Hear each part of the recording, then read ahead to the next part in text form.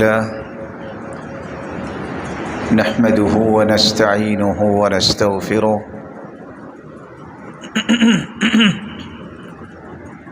ونعوذ بالله من شرور أنفسنا وسيئات أعمالنا من يهده الله فلا مضل له ومن يضلل فلا هادي له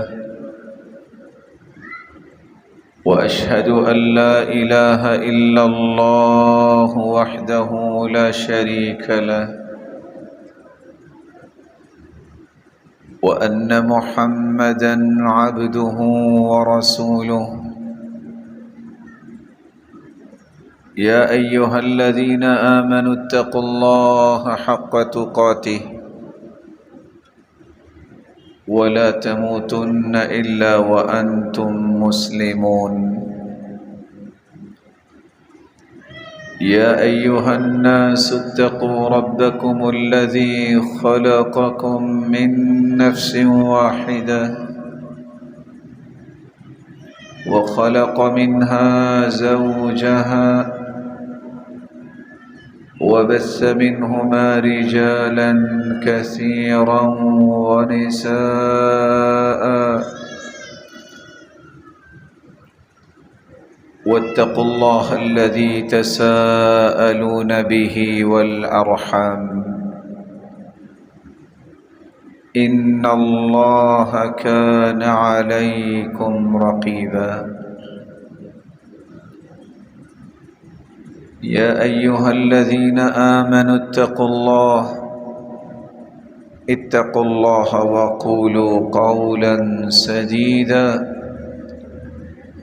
يصلح لكم أعمالكم ويغفر لكم ذنوبكم ومن يطع الله ورسوله فقد فاز فوزا عظيما أما بعد فأعوذ بالله من الشيطان الرجيم إن عدة الشهور عند الله 12 شهرا في كتاب الله يوم خلق السماوات والأرض منها 4 حرم ذلك الدين القيم فلا تظلموا فيهن أنفسكم وقاتلوا المشركين كافة كما يقاتلونكم كافة واعلموا أن الله مع المتقين اللہ ذوالجلال کا بے پناہ احسان ہے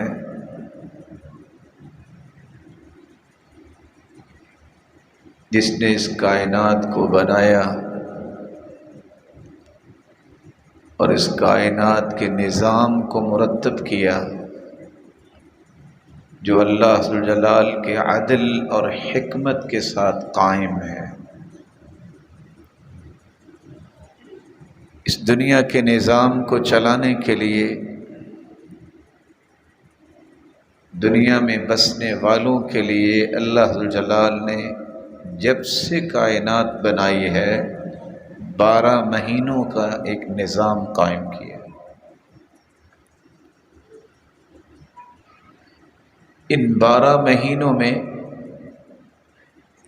4 مہینے حرمت کے بنائے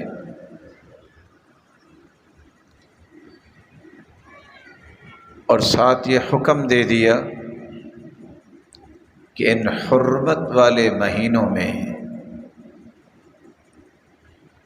تم نے کسی پر ظلم نہیں کرنا، ساتھ یہ بھی بتا دیا یہ ہے سیدھا دین۔ اگر کوئی اپنے دین کو صحیح سلامت رکھنا چاہتا ہے تو اسے اللہ ذوالجلال کے حرمت والے مہینوں کا خیال کرنا ہوگا۔ ذوالقعدہ، ذوالحجہ اور محرم اور رجب، یہ 4 مہینے حرمت کے مہینے ہیں۔ ان مہینوں میں کسی قسم کا فساد، لڑائی اور ظلم و زیادتی حرام قرار دے دی گئی۔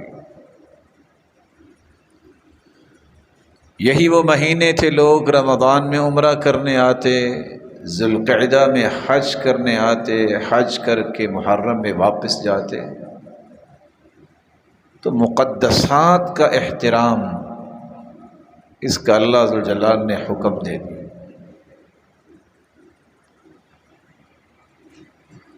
ان 4 مہینوں میں ایک مہینہ محرم کا مہینہ بھی ہے۔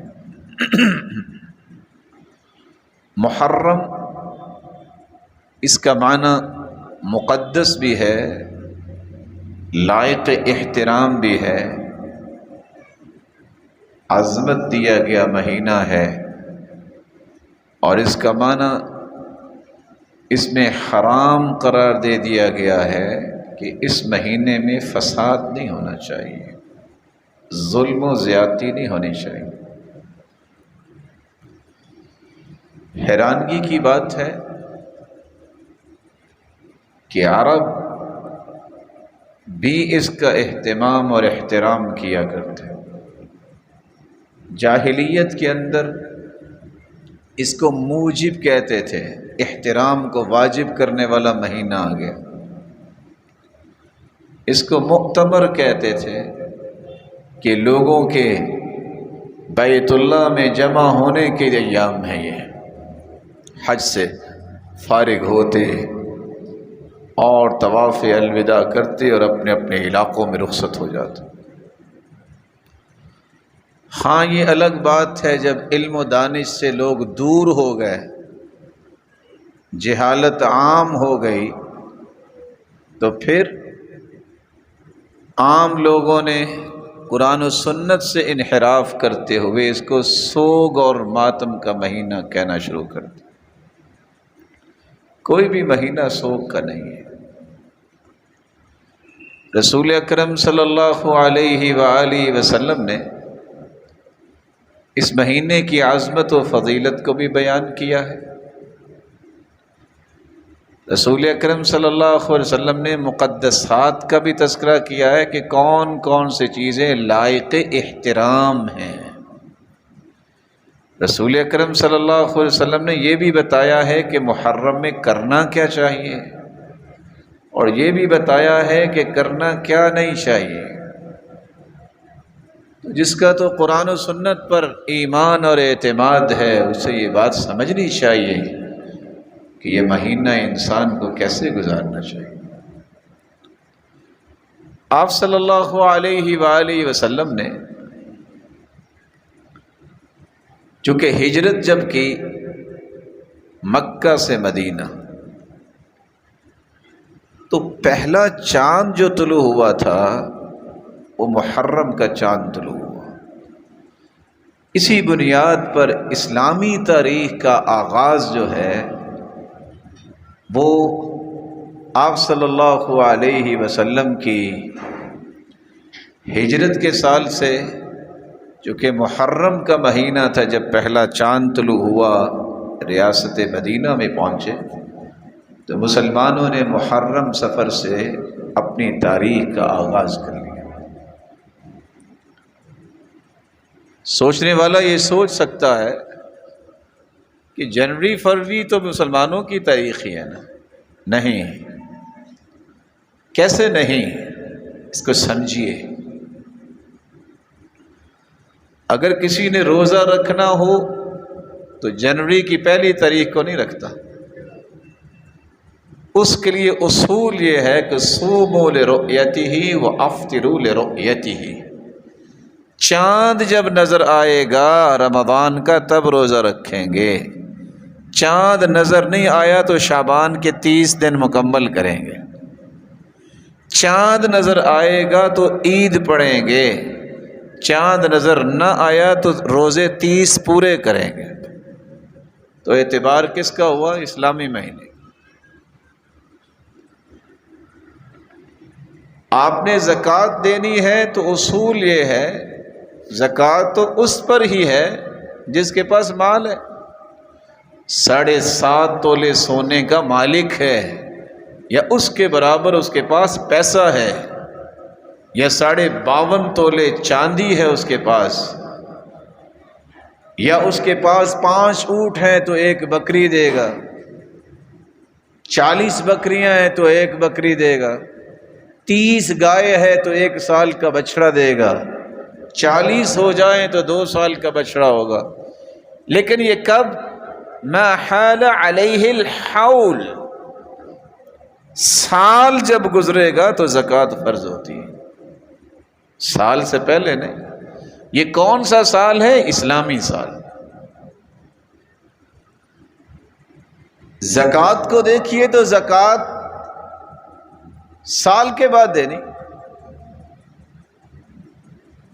جو لوگ جنوری فروری کے اعتبار سے زکوٰۃ دیتے ہیں وہ محترم بھائی 3 نقصان کرتے ہیں، انہیں یاد رہنا چاہیے۔ پہلا نقصان، وہ چاہتے نہ چاہتے 8 سے 9 سے 10 دن کی زکوٰۃ چوری کر لیتے ہیں، کیونکہ اسلامی مہینے میں 356 یا 55 دن بنیں گے، لیکن جنوری فروری کے اعتبار سے 365 دن بنیں گے۔ تو زکوٰۃ تو فرض ہو گئی تھی 356 57 دن کے بعد، تو باقی 9 دن کی زکوٰۃ کون دیتا ہے؟ دوسری بات، زکوٰۃ کے معاملے میں یہ بھی یاد رہنا چاہیے کہ جب زکوٰۃ فرض ہو جائے پھر آپ اس کے مالک نہیں رہتے۔ پھر کس نے یہ پٹی پڑھا دی ہے کہ اپنے پاس رکھو، ذلیل کر کے منتے ترلے کروا کے تھوڑا تھوڑا سارا سال بانٹتے رہو؟ یہ کس نے سکھایا ہے؟ مالک ہی نہیں آپ، دے کے فارغ ہو جاؤ۔ نہیں سمجھ تو کسی سمجھدار سے مشورہ کر لو۔ تیسری غلطی جو ہوتی ہے، جو زیادہ سیانے لوگ ہوتے ہیں، پتہ چل گیا ہے کہ زکوٰۃ میری 10 لاکھ ہے، اس کو بھی کاروبار میں لگائے رکھیں گے کہ چلو جب ضرورت پڑی تو دے دوں گا۔ تو جو کاروبار میں شامل کر کے پروفٹس لیے ہیں اس کی زکوٰۃ کدھر ہے؟ تم پروفٹ لینے کے مجاز کیسے ہو؟ وہ تو اللہ کے پیسے ہیں، آپ نے دے دیے، حق ہے، وہ واجب ہے۔ تو اللہ سے ڈرتے ہوئے مسائل کو درست رکھنا چاہیے۔ تو یہاں بھی زکوٰۃ سال کے بعد ہے، اور سال بھی اسلامی مہینے کا۔ حج ہے تو کوئی نہیں کہتا کہ ہم نے چونکہ جون کے آخر میں ریٹرنز جمع کروانی ہے تو چلو حج کے بھی حسابات پاک کرنے کے لیے حج کرنے چلے جائیں، پچھلے گناہ معاف کر لیں۔ وہ ذوالحجہ میں حج ہوتا ہے، وہ اسلامی مہینہ ہے۔ بہت سارے ساتھی سوچ رہے ہوں گے یہ کیسے ہو سکتا ہے، اب ساری دنیا میں نظام تو ایسے ہی ہے۔ تو اللہ کے رسول جب آئے تھے ساری دنیا میں نظام تو اپنا ہی تھا۔ جمعے کی چھٹی کو چھوڑ کر عیسائیوں کی چھٹی کو پسند کرنا، یہودیوں کے دنوں کو پسند کرنا، پھر اثرات تو ہوں گے نا۔ اچھا جی، پوری دنیا ہی بند ہوتی ہے تو ہم ایک اور چھٹی کر دیں۔ جب پوری دنیا سو رہی ہوتی ہے تو گن مین کھڑے ہوتے ہیں کہ نہیں کھڑے ہوتے؟ آلٹرنیٹ ڈیوٹیاں لگاتے ہیں کہ نہیں لگاتے؟ دین کی بقا کے لیے اگر ایسا کرنا پڑتا ہے تو نظام تو صحابہ نے بھی چلایا، ہم کوئی بڑا نظام تو نہ چلا رہے، ہم کر کیا رہے ہیں؟ تابعین نے بھی تو چلایا نا، تبع الاتباع نے بھی تو چلایا ہی نا۔ یہ 1400 سال کیسے چلتے آئے ہیں؟ ناکام تھے سارے۔ اصل مزاج یہ ہے کہ دین کو پسند کون کرتا ہے اور کون پسند نہیں کرتا۔ اگر آپ لوگوں کے پیچھے چلیں گے تو پھر آپ کو آئندہ قمیض کی ایک بازو لگانی پڑے گی، ایک ننگا رکھنا پڑے گا، کیونکہ ٹرینڈز نئے نئے آتے ہیں، آپ کو ماننا پڑے گا۔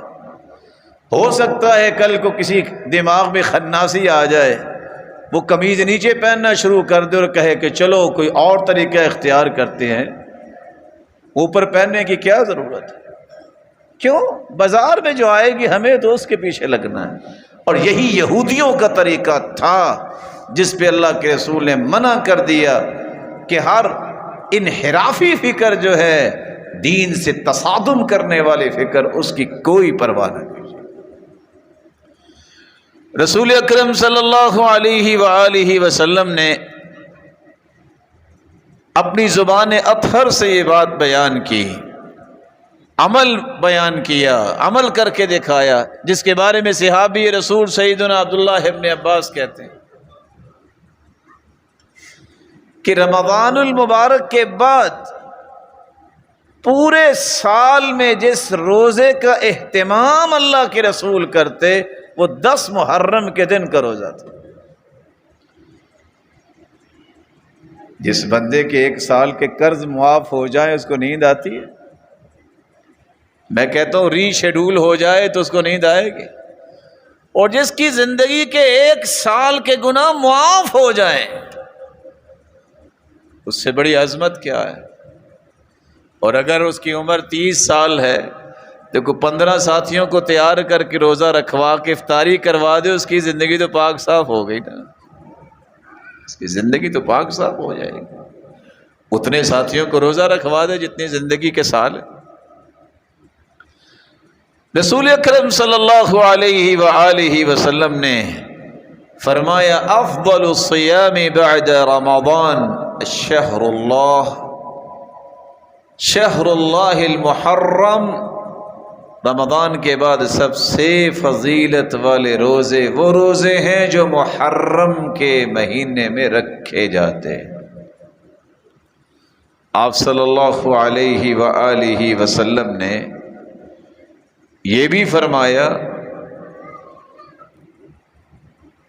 9 ذی الحجہ کا روزہ رکھنے سے 2 سال کے گناہ معاف ہوتے ہیں، اور 10 محرم کا روزہ رکھنے سے 1 سال کے گناہ معاف ہوتے ہیں۔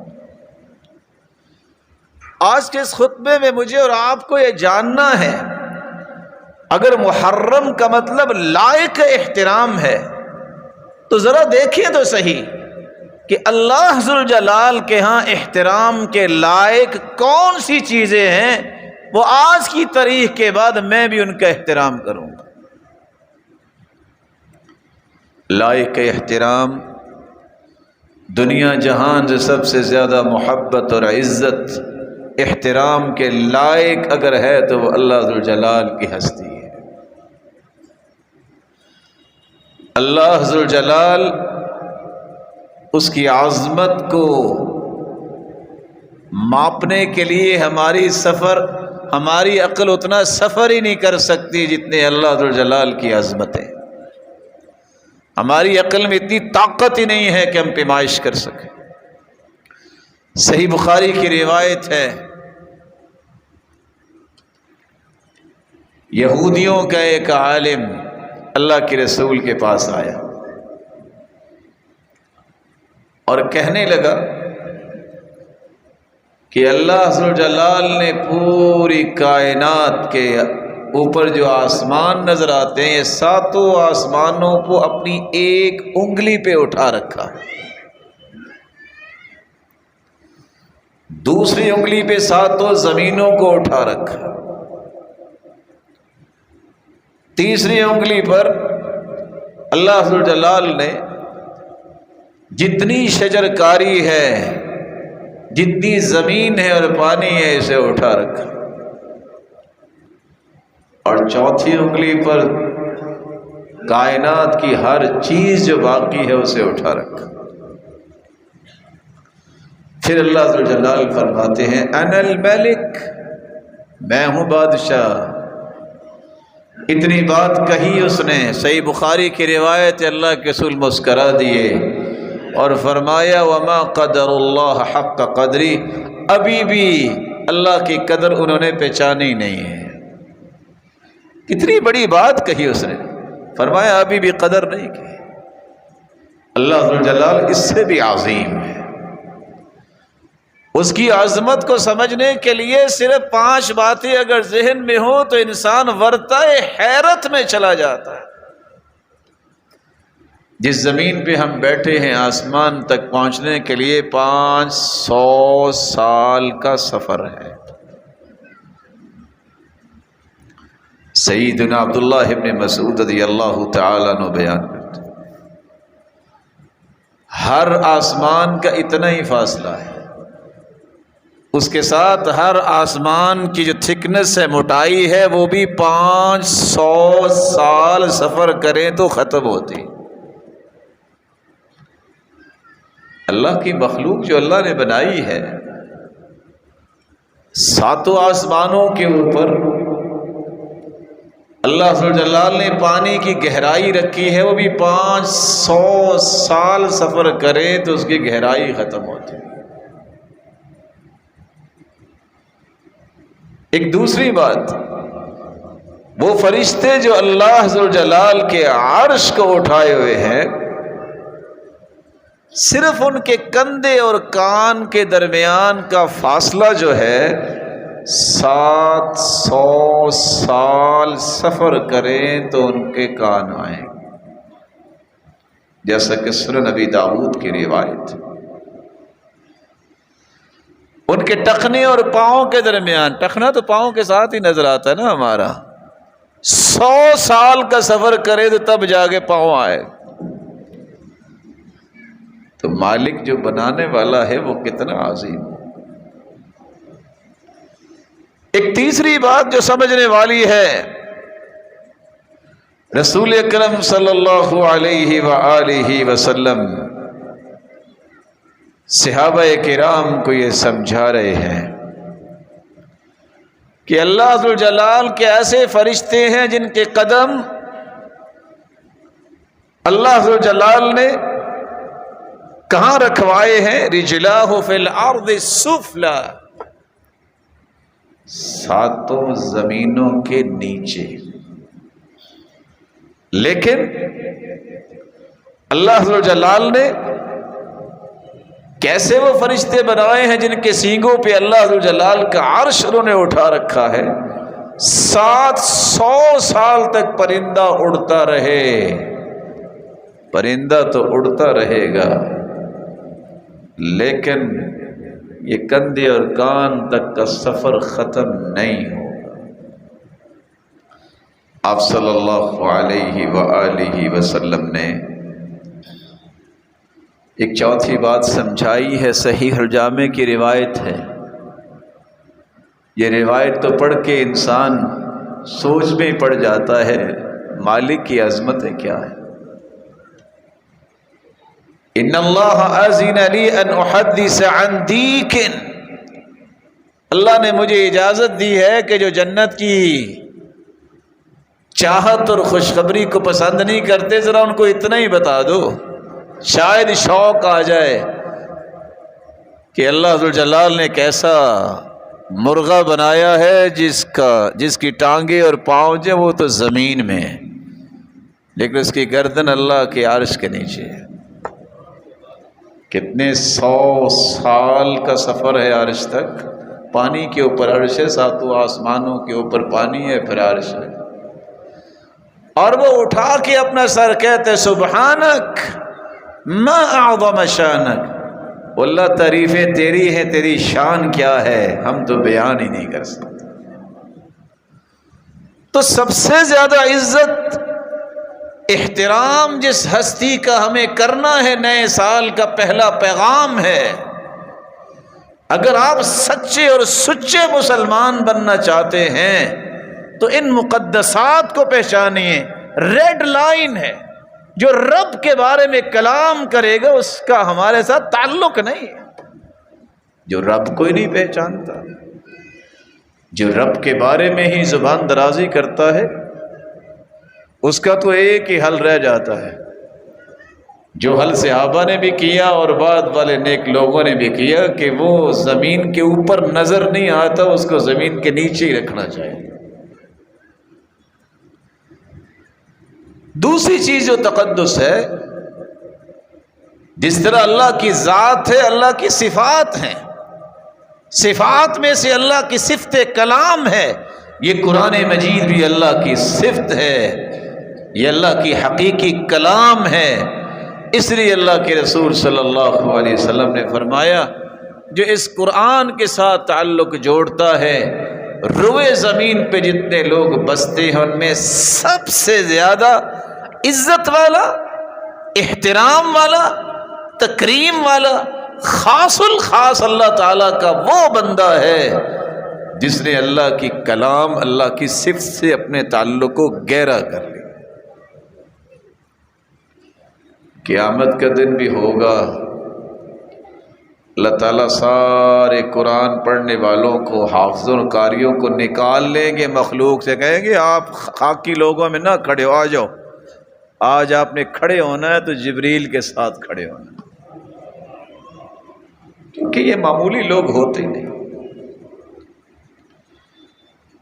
ساری دنیا پریشانی کے عالم میں ہوگی، کل کائنات کے سامنے اگر جنتی لباس پہنایا جائے گا انبیاء و رسل کے بعد، وہ صحابہ کی ہستیاں تو کمال کی ہستیاں ہیں، وہ لوگ ہوں گے جنہوں نے قرآن مجید کو یاد کیا اور عمل کیا۔ تو دوسرا پیغام یہ ہے، اگر سچے اور سچے مسلمان بننا چاہتے ہیں تو اللہ کی کلام قرآن مجید جو حقیقی کلام ہے اس کا احترام کیجیے۔ سیدنا عمر کے زمانے میں ایک شخص نے کہہ دیا تھا کہ کون کہتا ہے کہ اللہ نے موسیٰ علیہ السلام سے کلام کی؟ انہوں نے کہا بلاؤ ذرا اسے میں بتاتا ہوں کون کہتا ہے۔ قرآن کہتا ہے نا وَكَلَّمَ اللَّهُ مُوسَىٰ تَكْلِيمًا۔ کون کہتا ہے کہ اللہ نے ابراہیم کو خلیل بنایا؟ قرآن کہتا ہے وَاتَّخَذَ اللَّهُ إِبْرَاهِيمَ خَلِيلًا، اللہ نے ابراہیم کو خلیل بنایا۔ تو سیدنا عمر نے پیغام بھیج دیا اور ایک ڈنٹل تیار کر لیا، آتے اس سے پوچھا تم کہتے ہو کہ اللہ نے کلام نہیں کی، تم کہتے ہو کہ ابراہیم خلیل اللہ نہیں ہے؟ پھر اگلی بات نہیں کی، مار مار کے خون نکال دیا۔ جب سر سے خون کے فوارے نکلے کہتے طار ما فی راسی، مسلمانوں کے امیر خلیفہ چھوڑ دیجئے، جو دماغ میں خناسی تھی اب نکل گیا، اب نہیں کہتا۔ علاج یہی،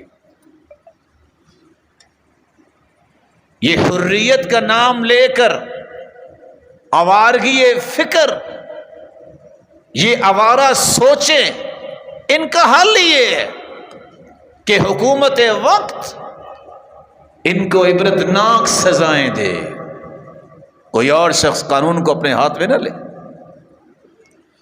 خالد القسری جو گورنر تھے، جب ان کو پتہ چلا کہ فلاں شخص نے اس طرح انکار کیا ہے، اس کو لا کے باندھ دیا اور عید کے دن ذبح کر دیا کہ جاؤ اپنی اپنی قربانیاں کرو، آج میں جاد بن درہم کی قربانی کروں گا، اور چھری پھیر دی اس کے گلے پہ کہ یہ شخص زمین پہ نظر نہیں آنا چاہیے جو رب کو نہیں مانتا، جو رب کی صفات کا ہی انکار کرتا ہے۔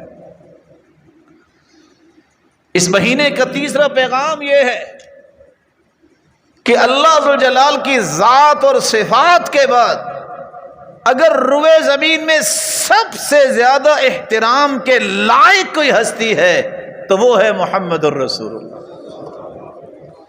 اس سے بڑھ کے کوئی ہستی نہیں۔ اس ہستی کی ذات اور صفات پہ کلام، یہ میری اور آپ کی ریڈ لائن ہونی چاہیے۔ اس سے بڑی ہستی اللہ نے پیدا ہی نہیں کی، اور یاد رکھنا قیامت تک پیدا نہیں ہو سکے۔ اس ہستی کو اللہ ذوالجلال نے مقام اتنا عطا کیا ہے، جس ہستی نے اپنی زبان اطہر سے یہ کہہ دیا تھا انا سید ولد آدم ولا فخر۔ لوگوں جب سے کائنات بنی ہے قیامت تک پوری انسانیت انبیاء اور رسل کے سمیت میں پوری کائنات کا سرتاج بنایا گیا ہوں، لیکن فخر نہیں کرتا کیونکہ میرے رب کو فخر پسند نہیں۔ تو اگر مجھے احترام کرنا ہے تو اس ہستی کا کرنا، اس کی ذات کا، اس کی صفات کا، اس کی باتوں کا اور اس کی اداؤں کا اور اس کے اوامر کا، اس کے حکموں کا جو حکمتیں بیان کی ہیں، اس ہستی سے بڑھ کے میں نے کسی ہستی کو تسلیم نہیں کرنا۔ امام ابن کثیر فرماتے ہیں تفسیر ابن کثیر میں، یوم ندعو کل اناس بامامہم، اللہ فرماتے ہیں قیامت کو ہم ہر شخص کو اس کے امام کے ساتھ بلائیں گے، ساری دنیا اپنے اپنے اماموں کے ساتھ چلی جائے گی، جو قرآن و سنت کو ماننے والے بیٹھے رہیں گے۔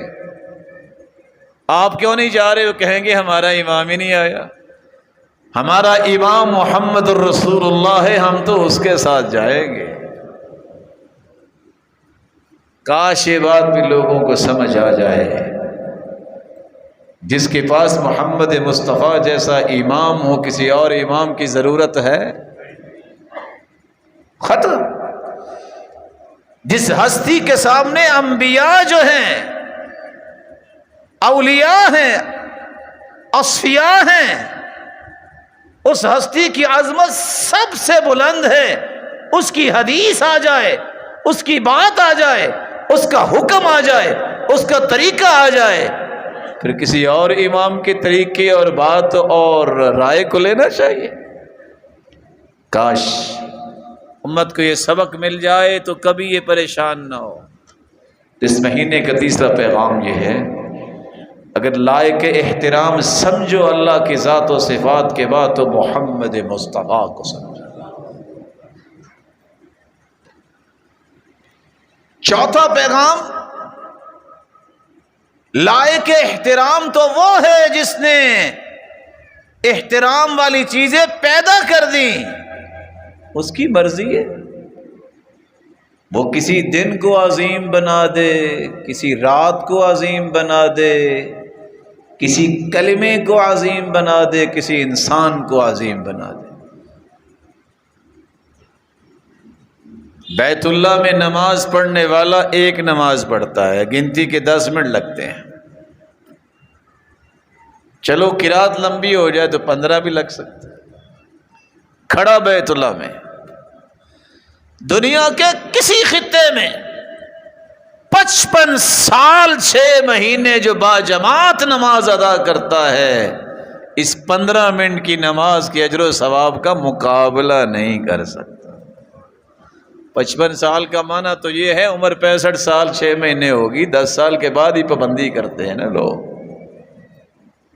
اللہ جس جگہ کو عظیم بنا دے، 83 سال 4 مہینے کو عبادات میں گزار دے، یہ اس کی مرضی ہے۔ لیلۃ القدر کے یہ چند گھنٹے جو ہیں عبادت میں، ذکر میں، نماز میں، اگر آپ گزار دیتے ہیں تو 83 سال 4 مہینوں کی عبادت سے زیادہ اجر و ثواب نصیب ہو۔ چوتھا پیغام یہ ہے، اللہ ذوالجلال کی ذات اور صفات کے بعد، محمد مصطفیٰ کی ذات اقدس کے بعد، اگر کوئی روئے زمین پہ احترام کے لائق ہے تو وہ ہستیاں ہیں جن کو صحابہ کرام کہا جاتا ہے۔ یہ کوئی میرا نظریہ نہیں ہے، صرف یہ قرآن کا نظریہ ہے اور اسلام کا نظریہ ہے۔ قرآن مجید نے جو سٹیٹمنٹ دے دی ہے طے شدہ، اولئک ہم الراشدون، لو بھی رشد و ہدایت پانے والے، اولئک ہم الفائزون، اولئک ہم المفلحون، فوز و فلاح کے علمبردار، اولئک حزب اللہ، اللہ کا لشکر، اس میں شریک ہونے والے، رضی اللہ عنہم ورضوا عنہ، جو اللہ سے راضی ہے اور اللہ ان سے راضی ہے۔ فَإِنْ آمَنُوا بِمِثْلِ مَا آمَنْتُمْ بِهِ فَقَدِ اهْتَدَوْا، جن جیسا ایمان لاؤ گے تو تمہارا ایمان کنسیڈر ہوگا۔ وہ ہستیاں وہ ہیں جن کو صحابہ کہا جاتا ہے۔ کاش کسی کو اللہ تازہ فکر دے، وہ پوچھے ان لوگوں سے کہ یہودیوں سے پوچھتے ہیں بتاؤ موسیٰ علیہ السلام کے بعد سب سے اچھے لوگ کون ہیں؟ وہ کہتے ہیں موسیٰ کے ساتھی علیہ السلام۔ عیسائیوں سے پوچھتے ہیں بتاؤ عیسیٰ علیہ السلام کے سب سے اچھے ساتھی اور گندے لوگ کون ہیں؟ کہتے ہیں جو حواری تھے سیدنا عیسیٰ کے ساتھ وہ سب سے اچھے، جو مانتے نہیں ہیں ان کو اللہ کا بیٹا کہتے ہیں وہ گندے لوگ۔ موسیٰ علیہ السلام کے اچھے لوگ جو ساتھی تھے، جو مخالف تھے، وہ گندے لوگ۔ جب ان سے پوچھا جائے کہ اللہ کے رسول کے سب سے اچھے کون تھے اور برے کون تھے، بدقسمتی دیکھی یہودی اور عیسائی بھی اپنے اپنے نبی کے ساتھیوں کو برا نہیں کہتے، لیکن یہاں آواز آئے گی نعوذ باللہ من ذالک گندے ہیں تو صحابہ کرام ہیں والعیاذ باللہ۔ پھر یہ گند تو زبان پہ اور ان دلوں پہ ہے، سیاہ دلوں پہ، جن کو صحابہ کرام کے بارے میں نہ آیتیں سمجھ آتی ہے نہ احادیث سمجھ آتی ہیں۔ رسول مقبول نے اسی لیے تو کہہ دیا تھا من سب اصحابی فعلیہ لعنت اللہ والملائکۃ والناس اجمعین، جو میرے صحابہ کے بارے میں زبان پھر کھولے گا اس پہ صرف اللہ کی لعنت نہیں ہے، کھربوں فرشتوں کی ہی لعنت نہیں ہے، پوری کائنات کی لعنت ہے۔ تو پیغام یہ ہے اس محرم کے مہینے کا کہ اگر عظمت کے لائق سمجھو محمد مصطفیٰ کے بعد تو صحابہ کرام کو سمجھو۔ رسول اکرم صلی اللہ علیہ وآلہ وسلم نے صحابہ کرام کے بارے میں اپنی مبارک زبان سے چند باتیں سنائی ہیں، میں صرف یادگیری کے لیے دہرانا چاہوں گا۔ آپ نے فرمایا جب اللہ نے پوری کائنات کو پیدا کیا، میدان عرفات میں کل کائنات کی روحوں کو بکھیر دیا، جو کائنات پیدا کرنی تھی ساری کائنات کے دلوں کو جھانکا تو سب سے پیارا دل پایا تو محمد مصطفیٰ کا پایا، انہیں سرتاج رسول بنا دیا۔ پھر دیکھا تو تمام کائنات میں سب سے پیارے دل انبیاء اور رسل کے بعد صحابہ کرام کے دل تھے۔ اللہ نے ان ساری ہستیوں کو اپنے نبی کے وزیر اور مشیر بنا دیا۔ رسول اکرم صلی اللہ علیہ وآلہ وسلم کے صحابی اس لیے کہتے ہیں، کوئی ہے دنیا میں جس کی عمر 950 سال ہو؟ میں کہتا ہوں 90 سال بھی ہو تو کوئی ہے ایسا جو ساری زندگی سجدے میں پڑا رہے؟ 950 سال کوئی عبادت اور ریاضت میں گزار دے، اس اجر و ثواب کو نہیں پہنچ سکتا۔ روایت ہے سنن ابن ماجہ کی، جس اجر و ثواب کو اللہ نے لکھ دیا ہے صحابہ کے بارے میں، جو ایک گھڑی صحابہ نے اللہ کے رسول کے ساتھ گزاری ہے، ایک گھڑی اور 950 سال، کوئی میچ ہے جی؟ اللہ کے رسول صلی اللہ علیہ وآلہ وسلم نے صحیح مسلم کی روایت ہے، صحابہ بیٹھے تھے، پوچھا کیسے بیٹھے ہو؟ کہ اللہ کے رسول نماز پڑھی تھی مغرب کی، جی نہیں چاہا گھر جانے کو کہ چلو عشاء پڑھ کے جائیں گے۔ کہا واقعتاً اس لیے بیٹھے ہو؟ کہا اللہ کے رسول اس لیے بیٹھے۔ آپ نے اپنا چہرہ انور اٹھایا اور کہا احسنتم واصبتم، بہت اچھا کام کیا، تم اللہ کی رحمت کو پا گئے۔ اور سنو، رسول اکرم صلی اللہ علیہ وسلم نے فرمایا یہ ستارے دیکھ رہے ہو نا آسمان پہ، جب تک ستارے قائم ہیں آسمان کو کچھ نہیں ہوگا، جس دن ستارے جھڑ گئے آسمان بھی گر جائے گا، قیامت آ جائے گی۔ پھر فرمایا مجھے دیکھ رہے ہو نا، اللہ کا عذاب نہیں آئے گا جب تک میں ہوں، جب میں چلا گیا تو بڑے فتنے آئیں گے۔ پھر آپ صلی اللہ علیہ وسلم نے فرمایا میرے صحابہ جب تک تم روئے زمین پہ موجود ہو اللہ کی رحمت رہے گی، جب تم چلے جاؤ گے پھر زمین پہ فسادات ہی ہوں۔ صحابہ کرام ایسی ہستیاں تھیں کہ ان کی موجودگی میں اللہ ذوالجلال کی رحمت کے سائے رہتے تھے۔ حدیث کہتی ہے ایک وقت آئے گا لوگ کافر اور مسلمان آپس میں جنگ کرنے لگیں گے، پوچھیں گے کوئی صحابی تو نہیں ہے؟ مسلمان کہیں گے صحابی ہے، وہ دوڑ جائیں گے، اللہ اسی پہ فتح دے دے۔ پھر پوچھیں گے کوئی تابعی تو نہیں ہے اگلی جنگ میں؟ کہیں گے ہاں جس نے صحابی کو دیکھا اور جس نے صحابی کے ساتھ وقت گزارا وہ ہے۔ یہ سن کے ہی دوڑ جائیں گے، مسلمانوں کو فتح ہو جائے گی۔ صحیح بخاری کی روایت 3449 زندگی میں ایک مرتبہ ضرور پڑھیے گا۔ پھر جنگ ہوگی، لوگ پوچھیں گے کوئی تبع تابعی تو نہیں ہے آپ کے لشکر میں جس نے تابعی کو دیکھا، جس نے صحابی کو آگے دیکھا ہوگا؟ لوگ کہیں گے ہے، اسی پہ اللہ فتح دے دیں گے اور کافر دوڑ جائے گا، شکست کھا جائے گا۔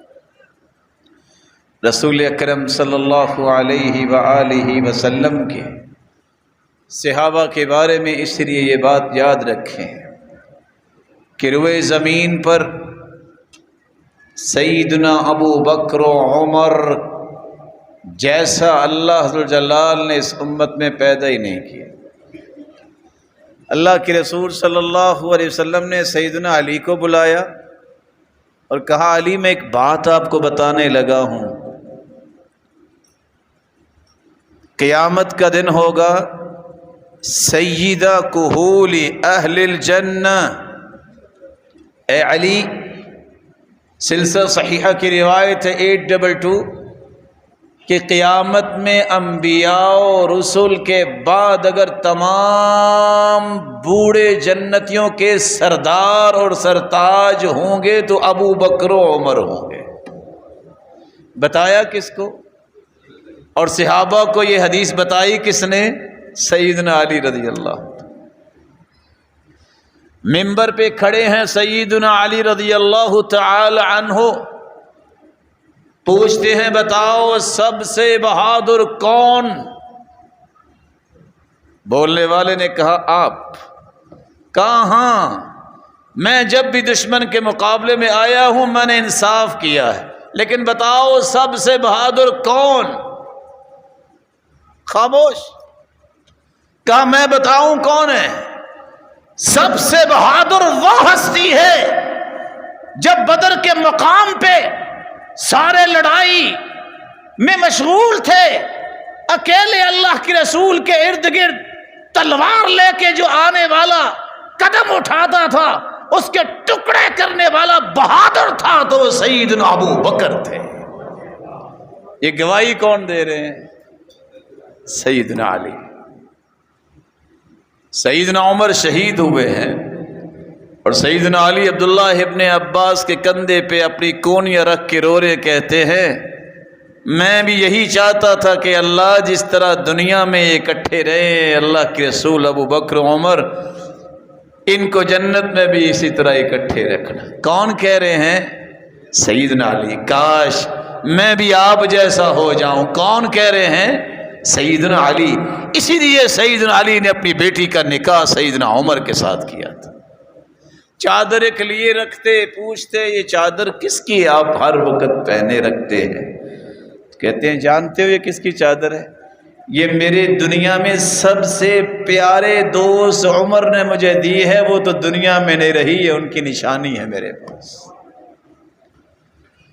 رسول اللہ صلی اللہ علیہ وآلہ وسلم نے یہ بات کہہ کے امت کو سمجھا دیا کہ ساری دنیا کے میں نے احسانات کا بدلہ چکا دیا، لیکن ابو بکر کے احسانات کا بدلہ قیامت کو میرا رب چکائے گا۔ 15 آیتیں اللہ نے اتاری قرآن مجید میں تو عمر کی رائے کے مطابق سیدنا عثمان جن کے بارے میں 22 مرتبہ جنت کی ضمانت دی، سیدنا علی سے محبت کیوں نہ کریں؟ اللہ کے رسول نے فرمایا سیدہ شباب اہل الجنہ، لوگوں جنت میں شہزادے سارے نوجوانوں کے سردار ہوں گے تو سیدنا حسن و حسین ہوں گے، وہ ابوہما خیر اللہما، لیکن یاد رکھنا ان دونوں بیٹوں سے باپ بہت بلند درجے پہ ہے، ان سے کیوں نہ محبت کی جائے۔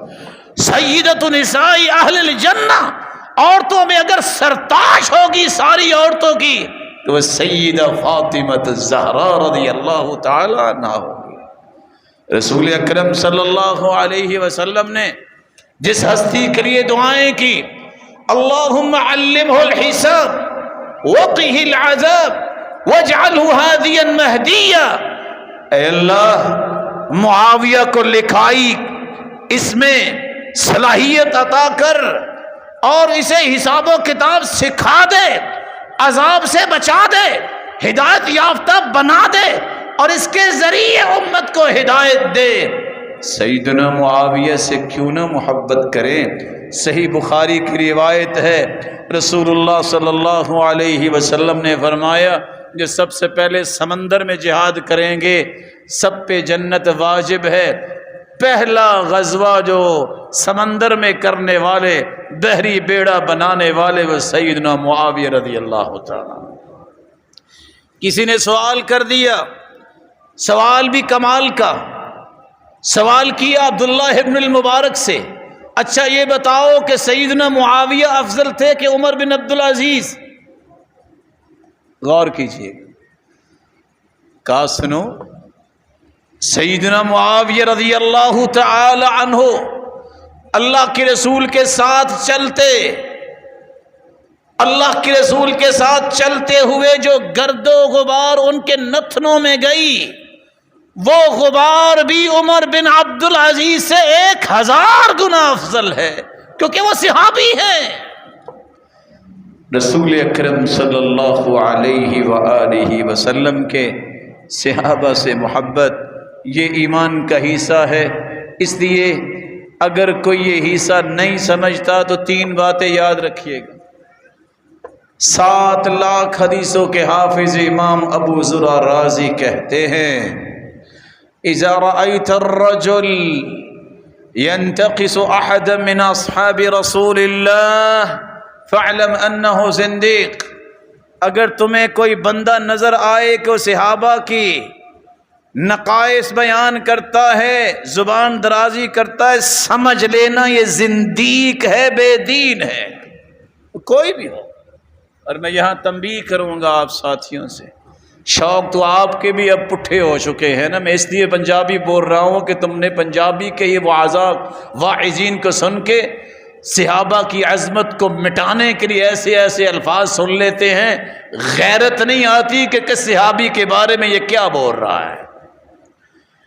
یہ اس لائق نہیں ہے کہ ان کو ممبر و محراب میں بٹھایا جائے۔ جو صحابہ کے بارے میں زبان درازی کرتا ہے وہ چاہے کوئی بھی نسبت بیان کرے، صحابی کے بارے میں بد زبانی کرنے والا تو زندیق ہے، وہ آپ کا پیشوا کیسے ہو سکتا ہے؟ 10 لاکھ حدیثوں کے حافظ امام احمد بن حنبل کہا کرتے تھے اذا رأيت الرجل يذكر اصحاب رسول اللہ بالسوء فاتهمه على الاسلام، جو صحابہ کے بارے میں بد زبانی کرتا نظر آئے، امام احمد بن حنبل کہتے ہیں اس کے بارے میں، اس کے ایمان کے بارے میں تہمت لگاؤ، یہ مسلمان ہے کہ نہیں۔ ساتھ وہ لکھتے ہیں لا اراہ مسلمان، میں تو اس کو مسلمان نہیں سمجھتا، اور تم کہتے ہو کہ کیا اس کی طرز ہے، تم کہتے ہو کہ کیا کمال کا قصہ ہے یہ۔ آپ کو بھی اللہ کا خوف کھانا چاہیے، اس جگہ پہ بیٹھنے والوں کو خراب کرنے میں آپ کا بھی بڑا حصہ ہے، جب آپ یہ دیکھتے ہی نہیں ہیں کہ بھلا اللہ کے بارے میں، رسول کے بارے میں، قرآن کے بارے میں، صحابہ کے بارے میں، اسلام کے بارے میں جو زبان کھولتا ہے وہ اس لائق ہی نہیں ہے کہ ممبر پہ اسے بٹھایا جائے۔ فوراً اٹھو، کہو اس مسجد میں نظر نہ آؤ جس کے دل میں صحابہ کی عزت نہیں، وہ ہمارے نزدیک باعزت نہیں ہے۔ اس کے بارے میں اللہ نے قرآن میں فیصلے دے دیے، اور تم بڑی خدمتیں کرتے ہو اور کہتے ہو کہ لاؤ بھی ان کو، کہ یہ بڑا خوبصورت بولتا ہے۔ خوبصورت وہ بولتا ہے جو قرآن و حدیث کے مطابق بولتا ہے، جو اللہ کے احترام کی بات کرتا ہے، نبی کے احترام کی بات کرتا ہے، قرآن کے احترام کی بات کرتا ہے، اور اس قرآن کو امت تک پہنچانے والے صحابہ کے احترام کی بات کرتا ہے، اسلام کے احترام کی بات کرتا ہے۔ یہی ہماری عزت ہے۔ اسلام کے علاوہ ہمارا مقام اور ہماری قیمت کیا ہے؟ اللہ یہ بات سمجھنے کی توفیق دے۔ وآخر دعوانا الحمدللہ۔ تو اپنے آپ کو اپ گریڈ کریں۔ محرم کا مہینہ ہے، نیا سال شروع ہوا ہے، اور آپ کے علم میں ہونا چاہیے کہ محرم کے مہینے میں کتنے کتنے بڑے کام ہوئے۔ سعد بن ابی وقاص نے محرم کے مہینے میں ہی شہر کوفہ آباد کیا تھا۔ آپ حیران ہوں گے کہ دعوت کا کام جو ہے بادشاہوں کو اللہ کے رسول صلی اللہ علیہ وآلہ وسلم نے جو خط لکھے تھے کہ آ جاؤ دین کو قبول کر لو، ان خطوں میں رسول اللہ صلی اللہ علیہ وآلہ وسلم کے خط تھے جو دنیا کے کونے کونے میں محرم کے مہینے میں روانہ کیے گئے۔ تو ہمیں بھی تھوڑا سا دعوت میں آگے آنا چاہیے۔ رسول اکرم صلی اللہ علیہ وآلہ وسلم نے صحابہ کرام کو جو اسباق دیے، ان میں ایک سبق یہ ہے کہ محرم کے مہینے میں اگر یہ تقدس والا مہینہ ہے تو متقی لوگوں کے احترام کو نہ چھوڑ، کیونکہ قرآن کہتا ہے کہ متقی لوگ یہ وہ لوگ ہیں، ان اکرمکم عند اللہ اتقاکم، کائنات میں سب سے زیادہ عزت والے متقی ہیں۔ یہ محرم کا مہینہ پیغام دیتا ہے علم کا اور اہل علم کا احترام کیا کرو، کیونکہ اللہ کے رسول صلی اللہ علیہ وسلم نے فرمایا تھا میری امت کے اندر جو علم والے کا احترام نہیں کرتا، جو بڑے کا احترام نہیں کرتا، چھوٹے پہ شفقت نہیں کرتا، اس کا میرے ساتھ کوئی تعلق نہیں ہے۔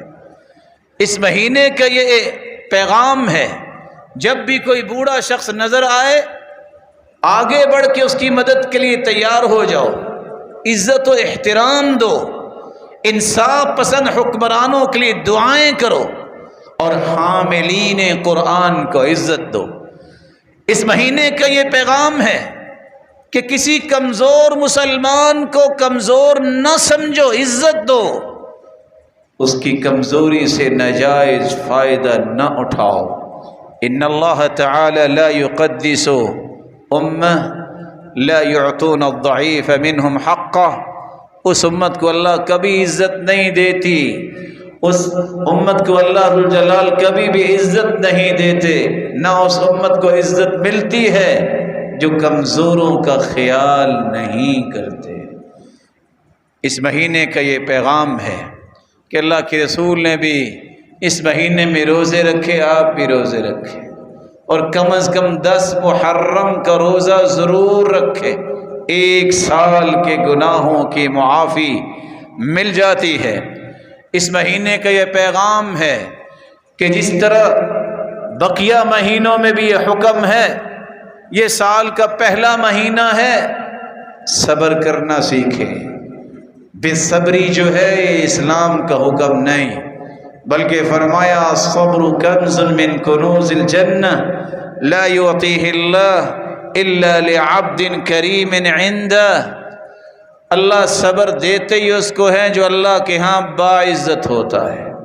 7 حدیث صحیح بخاری اور مسلم کے من لطم الخدود وشق الجیوب ودعا بدعوى الجاہلیہ، جس نے بے صبری کرتے ہوئے اپنے ہی چہرے کو پیٹنا شروع کر دیا، تھپیڑے مارتا ہے، گریبان چاک کرتا ہے، جاہلیت کے بول بولتا ہے، اس کا میرے ساتھ کوئی تعلق نہیں۔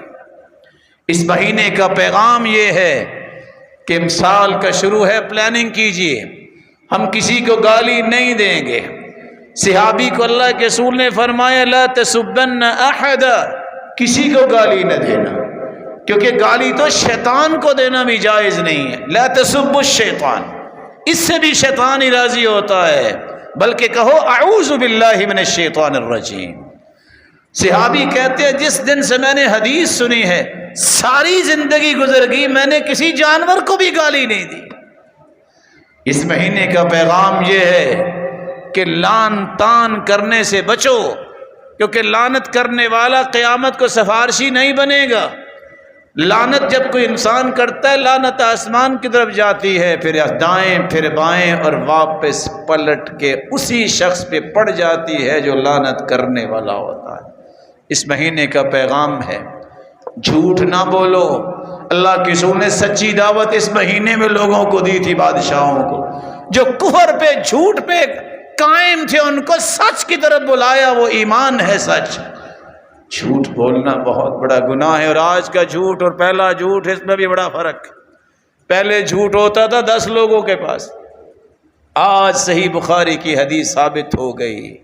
اللہ کے رسول نے فرمایا میں نے دیکھا ایک شخص بیٹھا ہوا ہے، فرشتہ لوہے کی سلاخ لیتا ہے، باچھوں میں ڈالتے ہوئے چیرتا ہوا گدی تک لے جاتا ہے، پھر ناک میں ڈالتا ہے، پھر آنکھ میں ڈالتا ہے اور چیرتا ہوا گدی تک لے جاتا ہے۔ میں نے پوچھا یہ کون سا بد نصیب ہے؟ جبریل نے جواب دیا یہ وہ جھوٹا انسان ہے، جھوٹ بولتا ہے، پوری دنیا میں پھیل جاتا ہے۔ آج واٹس ایپ پہ کوئی بات لکھو، ٹویٹ کرو، فیس بک پہ جاتا ہے کہ نہیں پوری دنیا پہ؟ اس سے پہلے سمجھ نہیں آتی تھی کیسے جائے گا، آج ایک سیکنڈ میں یہ جھوٹ پہنچتا ہے۔ اللہ سے ڈر جاؤ، کوئی بات آئے تحقیق کر کے آگے بھیجا کرو، جو قرآن و حدیث کی بات ہو ویسے کوئی بات بھیجو گے اس جرم میں شریک ہو جاؤ۔ اس مہینے کا پیغام یہ ہے الزام مت لگاؤ کسی پر۔ رسول اکرم صلی اللہ علیہ وآلہ وسلم نے کافروں کو بھی سیدھی راہ دکھائی جو انبیاء پہ الزام لگاتے تھے، اور یہ حدیث یاد رکھیے گا صحیح الجامع کی 6196، جس نے کسی پہ تہمت بہتان الزام لگایا اس وقت تک جہنمیوں کے خون اور پیپ میں رکھا جائے گا قیامت کے دن، جب تک ثابت نہیں کر دے گا۔ ثابت نہ ہو سکا وَلَيْسَ بِخَارِجٍ، وہ جہنم سے نکل نہیں پائے گا۔ اس مہینے کا پیغام یہ ہے، رسول اکرم صلی اللہ علیہ وآلہ وسلم نے جو مسلمانوں کو سمجھایا ہے فَلَا تَظْلِمُوا فِيهِنَّ أَنفُسَكُمْ، کسی پر بھی ظلم نہ کیجیے گا اور اپنے آپ پر بھی ظلم نہ کیجیے گا۔ کچھ لوگ بیچارے اپنے آپ کو نقصان پہنچاتے ہیں، اپنی اولادوں کو نقصان پہنچاتے ہیں، نہ جانے کس طرح وہ آپ مجھ سے زیادہ جانتے ہیں۔ ان کو بھی سمجھاؤ کہ قرآن نے بھی کہا ہے ظلم نہ کرو اپنی جانوں کے ساتھ۔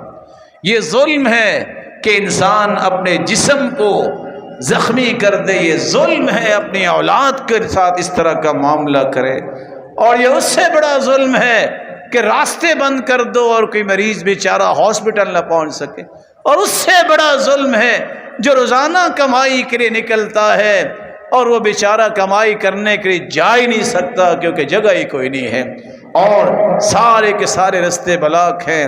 یہ اس سے بڑا ظلم ہے جس کے بوڑھے والدین گھر میں بھوکے ہیں اور وہ توشہ لینے گیا ہے، گھر واپس نہیں پہنچ سکتا۔ اللہ کے رسول کے صحابہ جہاد کر کے آئے، راستے میں پڑاؤ ڈالا، فرمایا جس نے راستہ بند کیا اس کا جہاد ہی نہیں ہے، جہاد ہی نہیں ہے، فتح یاب ہو کے آئے۔ یہ ادب سیکھنے چاہیے۔ اور میں ساتھ یہ کہوں گا اس مہینے میں امن و امان کو قائم رکھنے کے لیے موقر اداروں کا ساتھ دیں، فتنے کا سبب نہ بنیں، فساد سے بچیں، امن کو پھیلانے میں اپنا کردار ادا کریں۔ اللہ سے دعا ہے اللہ قیامت کے دن آپ کو جنت جو امن والی جگہ ہے نصیب فرمائے۔ اس مہینے کا آخری پیغام جو امن کا درس دینے والی جگہ ہیں وہ مسجدیں ہیں۔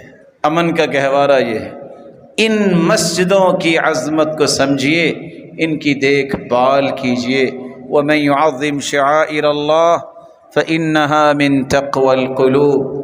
اللہ جزائے خیر دے ہمارے اس بھائی کو جو انتظامیہ ہے یہاں کی، وہ ساتھیوں کے لیے اہتمام کرتے ہیں۔